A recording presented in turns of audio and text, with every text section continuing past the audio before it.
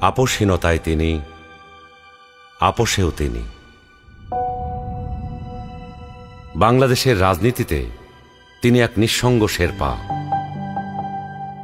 এরশাদের স্বৈরশাসনের বিরুদ্ধে সদ্য রাজনীতিতে এসে তিনি গণতন্ত্রের প্রশ্নে অবিস্মরণীয় ভূমিকা রেখে ভূষিত হলেন আপোষহীন নেতৃত্বে। 2007-এর 1/11-এর দুঃশাসনের কালেও আপোষহীন রইলেন।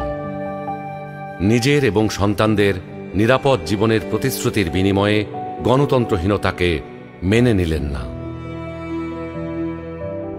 ফ্যাসিস্ট হাসিনার আমলে বিদেশ থেকে ফিরে এসে মিথ্যা মামলা মোকাবেলা করে জেলে চলে গেলেন। তবুও আধিপত্যবাদী রাজনীতির সাথে আপোষ করলেন না, হয়ে উঠলেন ফ্যাসিস্ট শাসন বিরোধী লড়াইয়ের অনন্ত প্রেরণা। তবে কি তিনি কখনোই আপোষ করেননি? অবশ্যই করেছেন।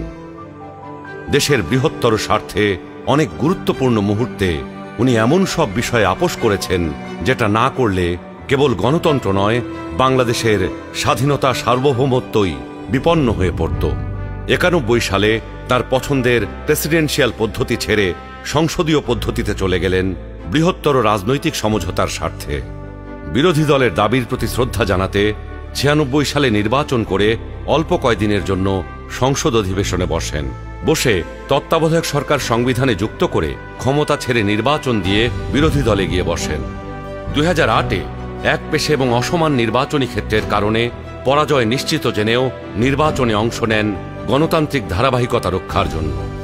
সকল মানুষের মতোই তিনিও নিশ্চয়ই সীমাবদ্ধতার ঊর্ধ্বে ছিলেন না, কিন্তু শিষ্টাচার, সৌজন্যবোধ, দৃঢ়তা, দূরদর্শিতা এবং প্রজ্ঞার সমন্বয়ে তিনি হয়ে উঠেছেন বাংলাদেশের রাজনৈতিক ইতিহাসের এক অনন্য চরিত্র।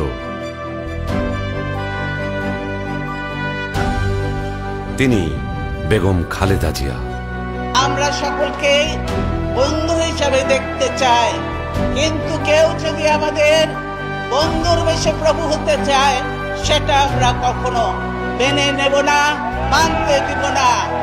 আরো প্রভুত্ব বাংলাদেশের জনগণ স্বীকার করবে না।